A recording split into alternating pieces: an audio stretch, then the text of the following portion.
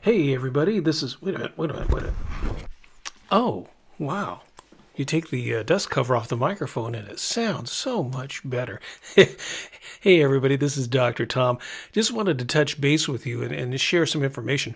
One of my followers, my subscribers, brought up a really good point. He wanted to know, how do you set up an applicant tracking system for people who are in financial markets, such as accountants and financial planners.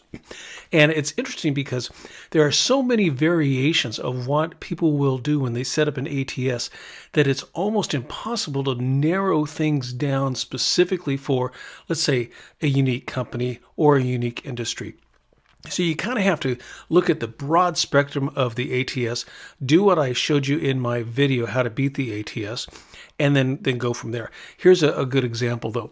A friend of mine applied for a position with a large, what they call a big box company, and he applied, and they said, golly gee, why don't you come on in for an interview? And he used the ATS.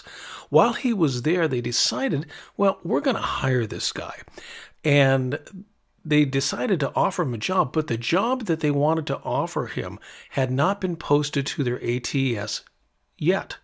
So what they told him to do was, we're going to post the job in about an hour. Go home, log on to your computer, and apply to this specific job. And they gave him all the credentials of the job, the job title or the job number. They said, and then submit it. When you do, call us back and come back in. So he did that. He went home and he fired up his computer and he went over and he looked at the ATS application for that company. And then he went ahead and applied for it, called him up, and they said, come on by again. He walked into the building, and what they did is they went over, looked at the ATS, found his application, selected him, and then suspended the job. And the reason they did this was their human resource department in another state said that they had to at least post the job before they could hire anybody. So basically, they rigged the system. They found the candidate they wanted. Could have been an internal candidate, or could have been, in this case, somebody who walked in. They said, we really like this person.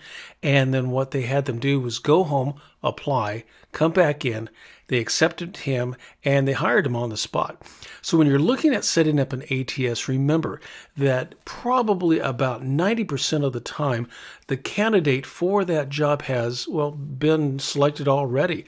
And as I said before, it could be an internal candidate, it can be a friend, it can be the boss's son or daughter, or anything like that. So at the most, when using an ATS, unless you know somebody in the organization, you have maybe, I would say somewhere between 5% to 0% chance of actually getting that job. So connections mean a lot more, or in this case, being in the right place at the right time. So this is Dr. Tom again, and thanks for listening. Bye-bye.